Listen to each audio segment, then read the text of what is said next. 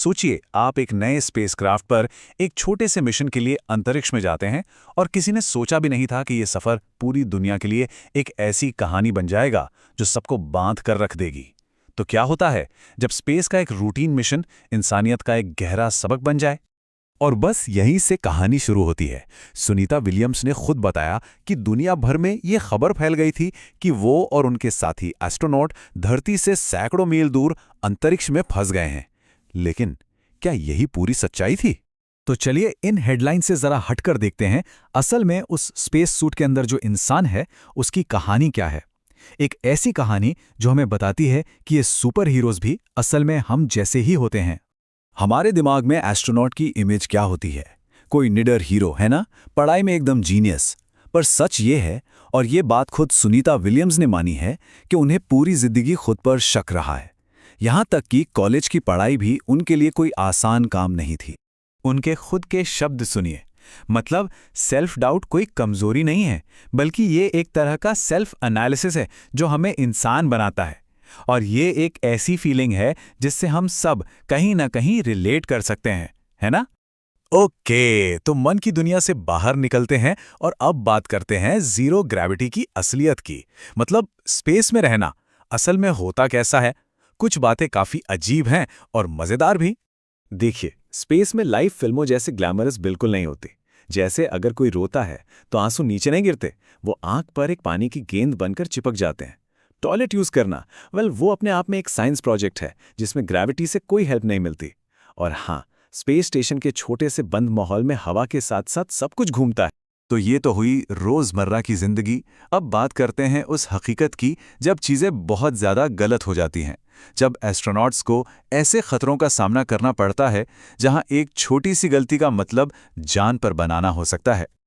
हुआ ये कि मिशन के दौरान उनके स्पेसक्राफ्ट के एक नहीं, दो नहीं, 5 थ्रस्टर्स फेल हो गए। अब ये थ्रस्टर्स यान को स्पेस में चलाने और कंट्रोल करने के लिए जरूरी होते हैं। मतलब ये एक बहुत बहुत बड़ी प्रॉब्लम थी। और ऐसे में सुनीता का रिएक्शन क्या था?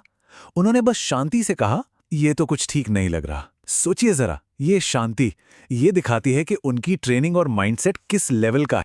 तो सवाल ये है कि इतने बड़े संकट में कोई इतना शांत कैसे रह सकता है? उनका तरीका हम सबके लिए एक बहुत बड़ा सबक है। पहला, वो उस पल को बाकी सब चीजों से अलग कर देते हैं। दूसरा, एक बार में सिर्फ एक प्रॉब्लम को सॉल्व करने पर फोकस करते हैं। तीसरा, वो पूरी सिचुएशन को देखकर घबराते नहीं।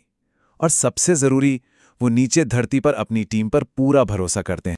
तो टेक्निकल प्रॉब्लम तो थी ही, पर अब कहानी में एक और मोड़ आता है। यह है मिशन के लंबा खिंच जाने की साइकोलॉजिकल चुनौती और उस सब्र की कहानी जो इसके लिए जरूरी था।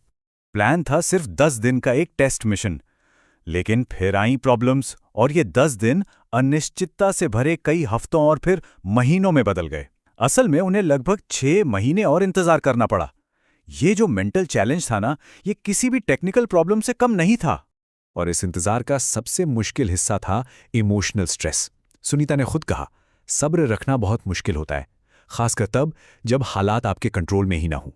आपको बस इंतजार करना होता है, इस भरोसे के साथ कि नीचे जमीन पर आपकी टीम कोई ना कोई हल निकाल ही लेगी।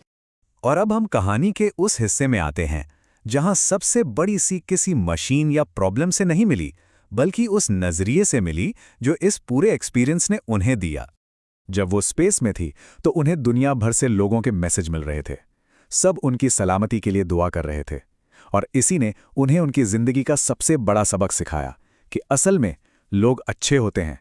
हम इंसान एक दूसरे की परवाह करते हैं, बस हम ये बात भूल जाते हैं और छोटी छोटी बेमतलब की बातों पर लड़ते रहते हैं। तो ये कहानी हमें एक बहुत ही जरूरी सवाल पर लाकर छोड़ देती है। सोचिए, अगर 250 मील ऊपर से कोई एस्ट्रोनॉट हमारी एक दूसरे से जुड़ी इंसानियत को देख सकता है, तो फिर हम यहां जमीन पर रहकर उसे क्यों नहीं देख पाते? सुनीता विलियम्स की कहानी हमें एक सिंपल सी बात याद दिलाती है कि कभी-कभी चीजों को सही से देखने के लिए थोड़ी दूरी बनाना जरूरी होता है। अगर आपको भी इस कहानी से कुछ सीखने को मिला तो इसे शेयर करें, लाइक करें और ऐसे ही और दिलचस्प विश्लेषणों के लिए सब्सक्राइब करें।